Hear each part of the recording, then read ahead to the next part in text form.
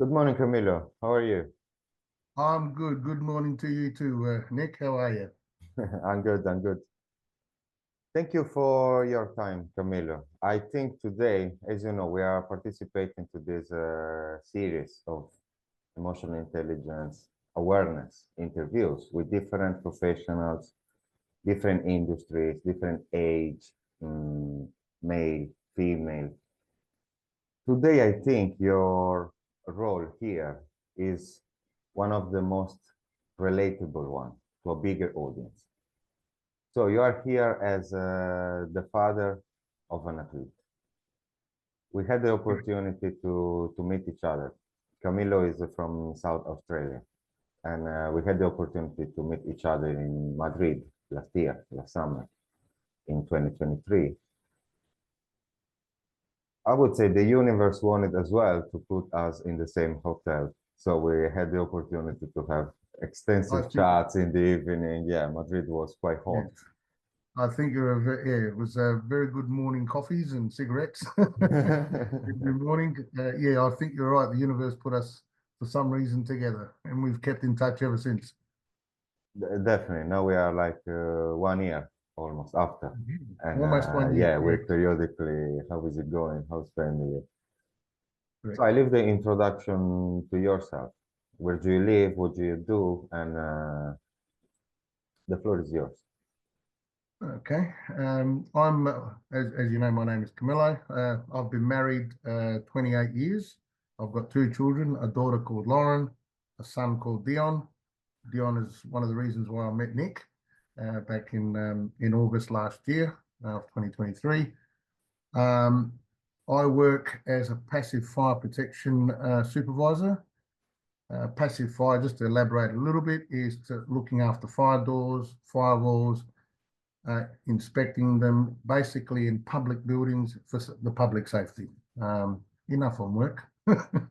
I coached, I was a junior coach for about 11 years, starting off with my daughter first, which I coached for about 4 or 5 years, then coaching Dion for another 4 or 5 years, maybe six, then decided to step back because my son obviously needed different type of coaching, different voices, different ideas, and has improved vastly since leaving me, unfortunately. So I gave him the basics, and he worked with that. Yeah, that's pretty much it of my, in a nutshell, for my life. My life, Right, thank and you, Camilo. and always involved in a soccer club wherever my son is, basically. Yeah, when we met, I understood like the very first minute is really into football. Yes, Really yes. into football. Love the game. Love the game.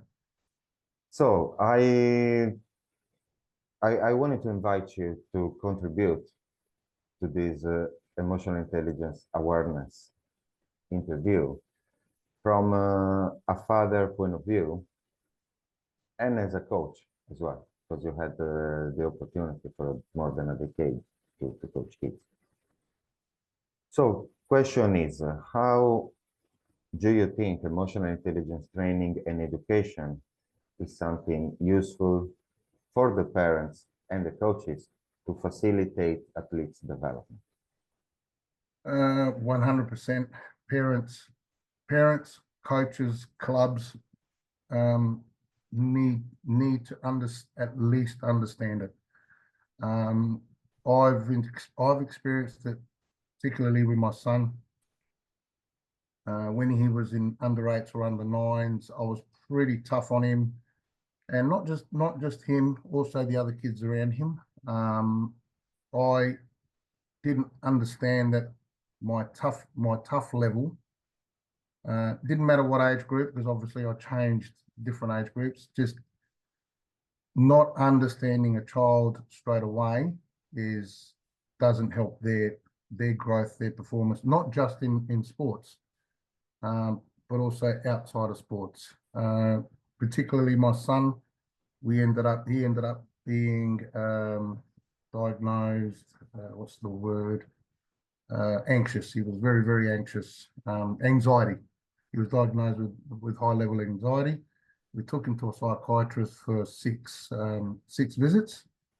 That helped him immensely, but we got a 2-for-1 over those 6 visits. It actually helped me as well, me to start understanding things around me, understand how to talk and how to treat kids, so that they don't get into their little shell and think that they're not good enough. It was very, very hard for me to watch my son. You saw a little bit of it in Madrid, where he decided that it wasn't for him. With your help during that 5 days and a lot of resilience on my behalf, we got Dion back on the track. So it is a very important thing that needs to be at least at the very minimum understood by parents, coaches, and clubs. The amount of mental health help in our clubs in Australia, or particularly the clubs I've been involved with, is not there, not to the extent it should be. At the moment, the club my son plays for doesn't have one that they can go to and say, hey, listen, I'm feeling so-and-so, and there's no one there to guide them. So I'm conscious on looking at other players out there, particularly on game day. Not too much during the week, as I don't go to the training sessions. I only go to 1 training session a week. But I'm mindful of other kids there that are having sort of a little bit of anxiety, and I have a chat to them and look after them. So it's more important, I think, as parents, to have an understanding.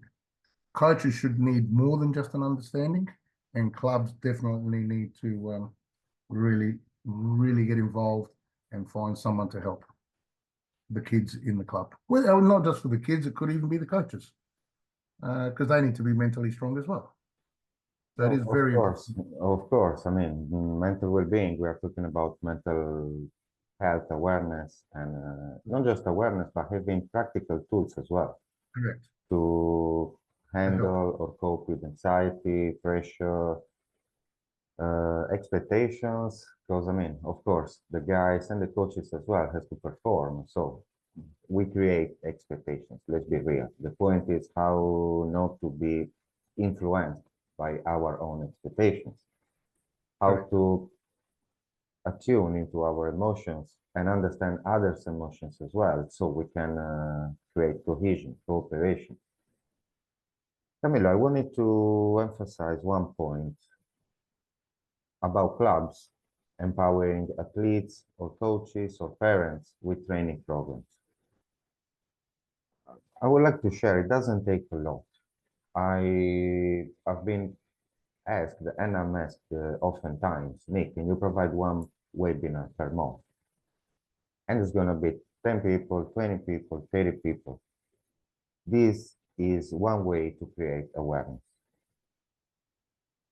So how clubs, academies, even federations on a bigger scale are responsible to be the ones seeking for psycho-emotional professionals and empower all the environment around the athletes in order to finally facilitate the development. So how do you think that these institutions are responsible? They have to take charge. You're asking if they're interested in listening to you. Just it wasn't clear enough. You're asking if, let's say, my club that I'm at is interested in listening to some of your stuff. Is that what you mean? No, more broadly speaking. I mean, not in detail one or another club. Yep. How important Well, is yeah, sorry, come in. I want to know how important is the clubs, academies, organize training about psycho-emotional education? In my opinion, it is very, very important. It will help the club look after, and also it will help the club grow, I believe. If you've got strong-minded people I don't like using the word mental health, but if you've got strong mentally healthy people, the club's going to make good decisions. The players will make good decisions. The coaches will make good decisions. Not saying the right decisions, but good decisions to make sure everybody's understanding what's going on. There is a kid at the club at the moment who's suffering a few little things, and I believe he's getting help outside the club. I'm there for him when I see it, just to give him basically a shoulder to lean on. And he knows he's got other people around him that will help. I don't know how far the club has gone with him. He's a young kid, very good player, but can come off the pitch after 2 minutes. And he gets very, very distracted. So I think the club is working on it. I have spoken to them a couple of times, just as a general conversation, nothing sort of let's put something in place. But I'm going to be talking to them a little bit more. It needs to happen a bit quicker. We are in the process of, or the club is in the process of rebuilding the facilities. So it's a little bit of a struggle to have room. We've got portable change rooms at the moment. Pretty good though, and for portable ones. So it has been difficult to have that, let's call it the well-being space, which apparently they are building into the new facilities, which is fantastic. So it's there. It's there. The plans for it is all there. Camillo, I want to ask from let's say a coach and a father, importantly. If you were to speak to all the federation, all the football federations, in regards to emotional intelligence training, what would you say to them? That's a very good question. What would I say to them? I think they're aware of it. I don't know how much they're putting effort into it, but what would I say to them? That my words would probably be, you need to put the effort in and start planning and helping the clubs move forward with well-being help. I think that's probably in a short version. I'd probably say they need to start helping the clubs.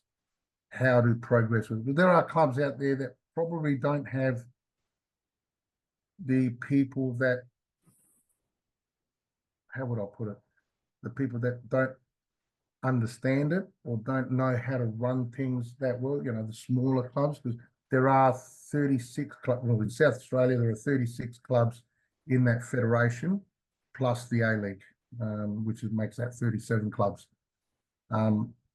So that those smaller clubs may not have the capabilities of doing it and understanding it. So this is where the league, the federation, should take steps forward and help.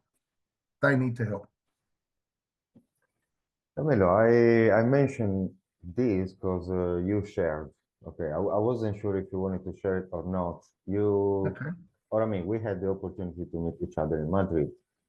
Because Yes. as you just mentioned, your son, the athlete that was there, Yes.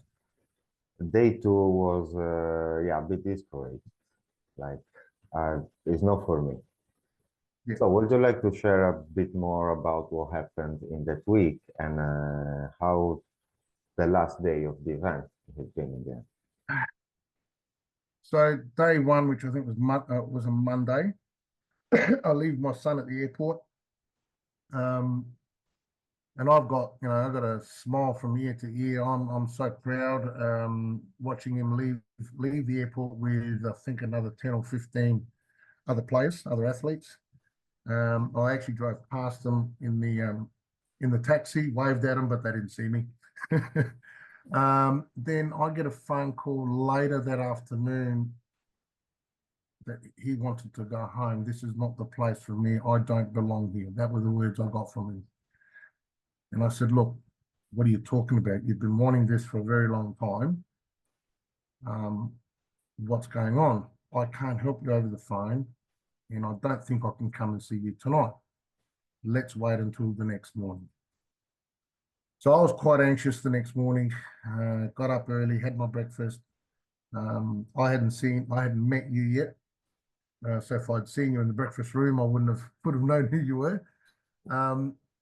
Had my breakfast, grabbed an Uber and took off straight away. Then I couldn't get in due to security because we didn't have our passes yet. So I finally get out, see Dion, and pretty much I did the father thing. I said, no, you're here, go get your boots on, go get your kid on, and get out there and do what you got to do. And he did. And then we had to make a deal. We made a deal that if he stayed training, he could come home, he could come and sleep with me rather than sleeping at the facilities. And the Showcase people, Nick, Paulina, he was more than helpful, and he said, "Yeah, by all means." And I believe we met that day, the Tuesday.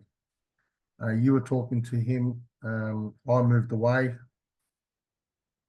and the continuous fathering I had to do, and then a little bit of, let's call it psychology, like a psychologist I had to do. I did a little bit of guilt talk as well, which is not the right thing to do, but sometimes as a dad, you just do it. You can't help it. He was adamant that he had to come home, and he couldn't tell me why. That's the part that frustrated me the most. Why don't you belong here? Why are you saying this? Why do you need to come home? So every day was a struggle, and it was tiring. I was exhausted after 5 days. That I pushed him. I was pushing him, but I wasn't pushing so he would break. Enough to get him out there and make him understand that, hey, we've traveled across the world, 22 hours in the air, not the best thing to do. We're out here, let's do it. Keep going, come home with me, eat with me. He didn't want to come on the last day, on the Saturday, the match day. And I was able to convince him to come that day. And we were happy that I was actually extremely happy we came back that day, because he ended up with two new kits with his surname on the back, and it looked great. So it was very challenging for me, thinking that I'd be there with my feet in the air, hands behind my head, and watching my son tear up the turf. But it was more, okay, I know he's not trying like he can. I know he's looking okay, but I can see that's not Dion on the pitch. Including that last day, even though that last day he stepped up a little bit more and played like he would normally play. So in a word, it was very tiring and exhausting, that 5 days, just to convince him to stay.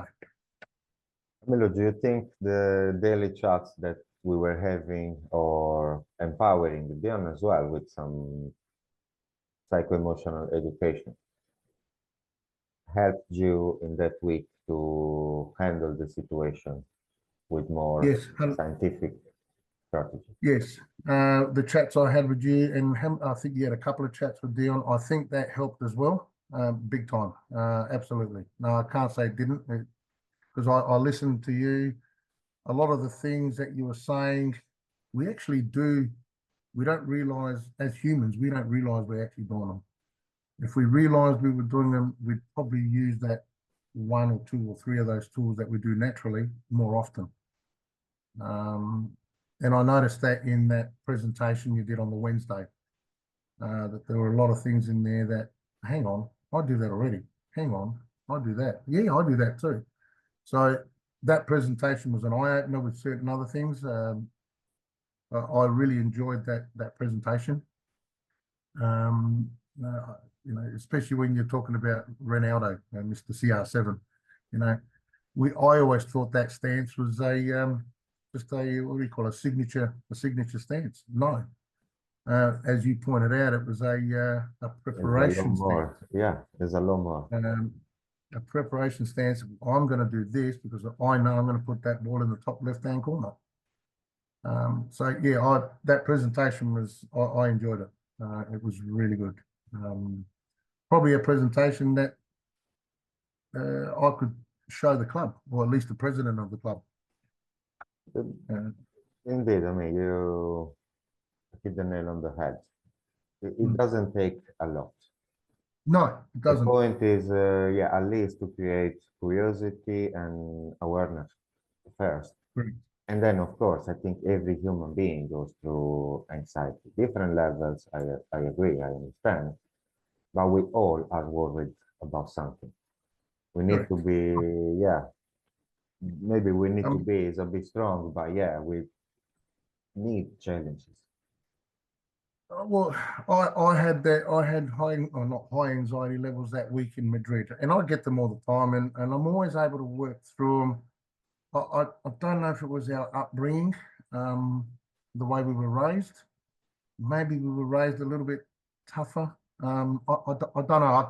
I haven't got the answers, but I seem to, if I do get it myself into a bit of a pickle, I'll get out of it. But the younger ones of today seem to hold on to it more. Mhm.